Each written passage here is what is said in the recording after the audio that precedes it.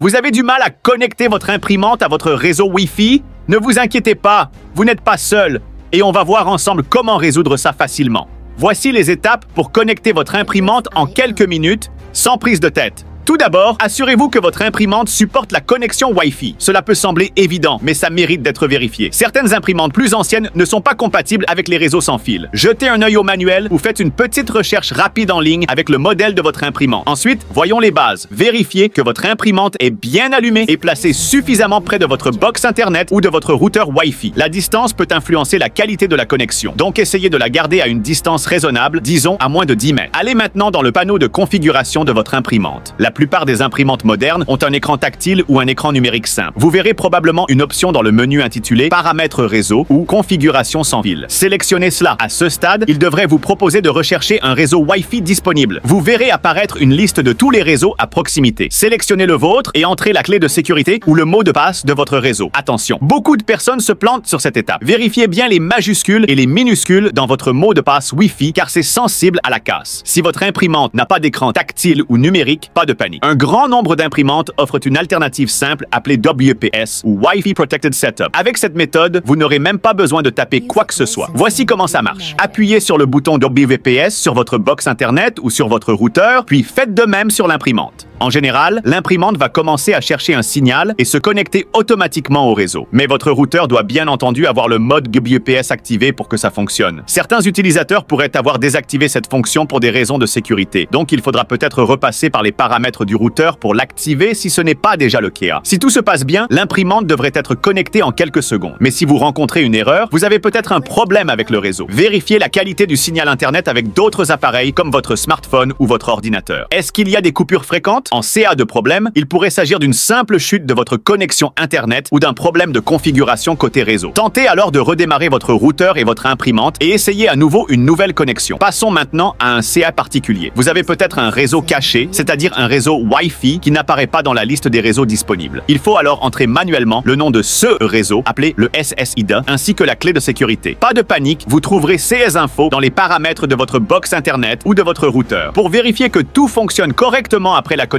imprimez une page de test du réseau. Presque toutes les imprimantes permettent de le faire dans leur menu. Vous saurez alors immédiatement si l'imprimante est bien connectée et prête à l'emploi. Ça paraît plutôt simple jusqu'ici. Mais attention, certains réseaux Wi-Fi utilisent des fréquences de 2,4 GHz et 5 GHz. Beaucoup d'imprimantes, en particulier les modèles plus anciens, ne sont compatibles qu'avec la fréquence 2,4 GHz. Si vous êtes sur un réseau en 5 GHz, l'imprimante ne détectera même pas le signal. Si c'est votre CEAS, il faudra alors basculer votre réseau sur les deux fréquences ou simplement sur 2,4 GHz pour que l'imprimante soit détectée. Maintenant, on élargit un peu. Si vous changez régulièrement de réseau ou que vous avez plusieurs imprimantes à gérer, pensez à utiliser un outil de gestion de réseau comme Google Home ou les applications fournies par votre fournisseur d'accès Internet. Cela rend beaucoup plus facile la gestion de vos connexions sans fil. Enfin, pour ceux qui ont vraiment des soucis avec la Wi-Fi, il y a toujours l'option dernier recours, une connexion câblée avec un câble USB. Cela peut dépanner en attendant de régler le problème réseau ou simplement vous éviter de perdre du temps si tout le reste échoue. Petit conseil bonus. Si vous avez une imprimante nouvelle génération, elle peut aussi être compatible avec des services d'impression via le cloud, comme Google Cloud Print ou AirPrint de Apple. Ces services vous permettent d'imprimer depuis n'importe où, même si vous n'êtes pas connecté sur le même réseau que l'imprimant. Il vous suffit d'enregistrer votre imprimante sur le service et vous pourrez imprimer depuis votre smartphone ou votre ordinateur, que vous soyez au bureau, en vacances ou n'importe où ailleurs. Dans certaines configurations, c'est une solution extrêmement pratique, surtout si vous avez une imprimante qui est souvent en mouvement ou installée dans un endroit fixe. Pour conclure,